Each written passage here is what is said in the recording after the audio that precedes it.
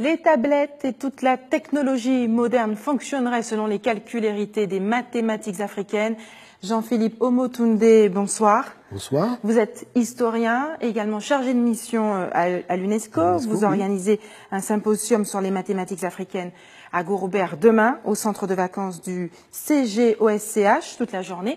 Alors on savait que l'Afrique était le berceau de l'humanité, mais elle serait également le berceau des mathématiques. Effectivement, depuis une vingtaine d'années maintenant, les fouilles archéologiques ont révélé que l'Afrique est bel et bien le berceau des sciences mathématiques. Et vous savez qu'en Belgique, par exemple, il y a une statue de 7 mètres de haut de la première tablette de calcul de l'histoire de l'humanité qui a été trouvée au Congo RDC, voyez, et c'est l'attestation de l'invention des 4 opérations, addition, soustraction, division et multiplication. Vous m'expliquiez tout à l'heure que justement qu'il y avait un faisceau de preuves qui attestait que les mathématiques viennent d'Afrique, sont nées en Afrique. Totalement. Par exemple, si nous descendons dans la région de Blombos, en Afrique du Sud, moins 80 000 ans, naissance de la géométrie. Mais pas n'importe quelle géométrie, la triangulation. Et vous savez que cette triangulation, elle est utilisée aujourd'hui pour le GPS. Donc vous voyez, à chaque fois, la modernité de la préhistoire rejoint notre modernité aujourd'hui. On apprend également que le chiffre 0 a été inventé en Afrique. Effectivement, ça c'est les fouilles d'un Français, Auguste Mariette, qui a fait des fouilles dans un tombeau, celui de Néferhotep. C'était un mathématicien qui vivait aux alentours de moins 1700, donc de l'ère ancienne africaine, et qui a notifié sur un papyrus précis, le papyrus Boulak 18, le 0 en utilisant la graphie Néferou. Donc on connaît maintenant aujourd'hui le nom du zéro en Afrique ancienne, Néferou, qui était l'utilisation du zéro dans différents domaines, notamment aussi l'architecture. Ça, il ne faut pas l'oublier. On parle d'une magie des mathématiques africaines, des méthodes de calcul qui seraient beaucoup plus simples que celles que l'on retrouve en Occident. Alors, ça fait maintenant près de 6 ans que j'interviens dans des établissements scolaires, que ce soit des écoles primaires, des collèges, des lycées, même les universités. Et ce qu'il y a de particulier, c'est que voilà, c'est un engouement chaque fois qu'on met en place un atelier pédagogique. Parce que l'Afrique possède autant de systèmes opératoires qu'il y a de civilisations. Et les systèmes opératoires font preuve d'une immense créativité qui surprend beaucoup les enfants quand il s'agit de faire des calculs. Alors l'autre aspect, c'est tout simplement de dédramatiser l'apprentissage des mathématiques et de garder l'aspect ludique. Parce qu'en Afrique, on utilise aussi bien le cerveau créatif que le cerveau cartésien, et c'est ça qui plaît beaucoup aux enfants. Alors ça plaît, mais quelle utilité? Beaucoup. Vous savez, aujourd'hui, il est de notoriété, aujourd'hui, de savoir que les systèmes dits numériques, l'informatique, les 1 et les 0, utilisent le système algorithmique des calculs de l'Afrique.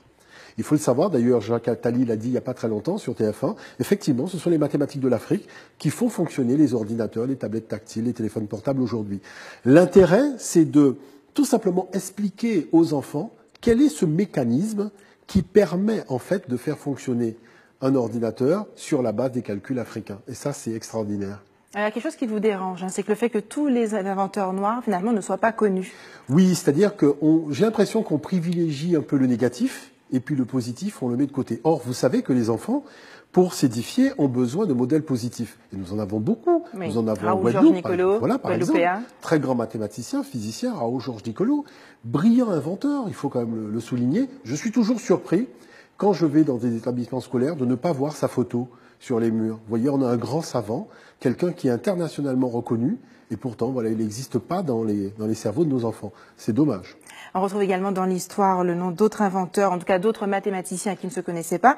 Je pense à Thomas Fuller, un esclave qui a été déporté en Virginie alors qu'il était analphabète. Alors, vous ouvrez l'encyclopédie Larousse, des plus grands hommes de l'histoire de l'humanité, vous découvrez un mathématicien africain, mais de l'époque de l'esclavage. Parce qu'effectivement, il y avait ce monsieur qui avait été déporté sur une plantation au XVIIIe siècle en Virginie et qui s'est révélé être le plus grand mathématicien de son époque. Bon, vous comprenez qu'il n'est pas resté longtemps sur les plantations puisqu'il a été baladé partout à travers le monde, mais il n'en demeure pas moins que c'est lui qui a permis véritablement de comprendre qu'il y avait en Afrique des algorithmes de calcul qui étaient extrêmement puissants. Alors, quel est le programme demain pour ce symposium sur les mathématiques africaines à Gourber? Alors, vous savez, en fait, nous faisons le symposium parce que l'an dernier, nous l'avions fait à Bémao.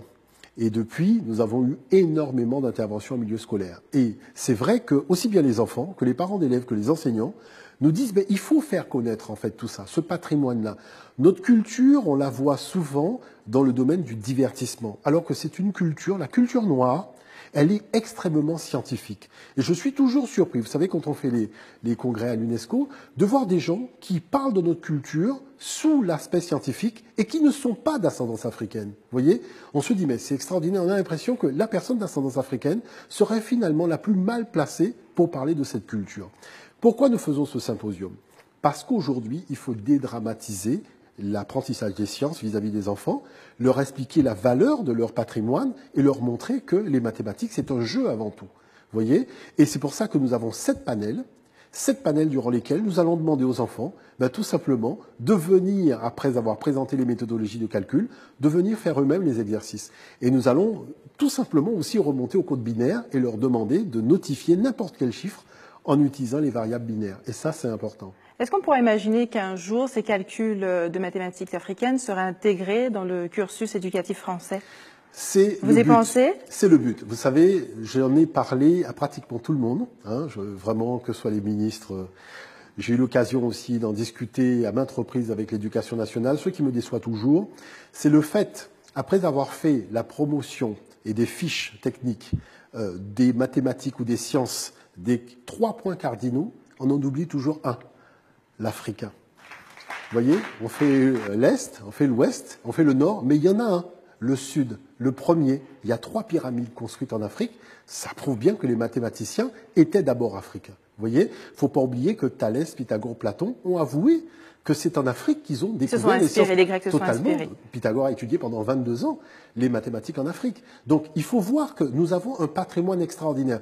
Vous imaginez que dans les grandes universités, que ce soit à Harvard, à Yale, on a des bourses qui sont offertes aux Occidentaux pour passer des séjours en Afrique pour découvrir des systèmes mathématiques qu'ils ne connaissent pas. Et ce regard-là, moi j'aimerais bien qu'on l'ait. Parce que les tresses africaines que nos enfants portent, par exemple, ce sont des mathématiques fractales. Donc vous voyez que le paradoxe, c'est que nous avons des maths... Tout un savoir à découvrir demain.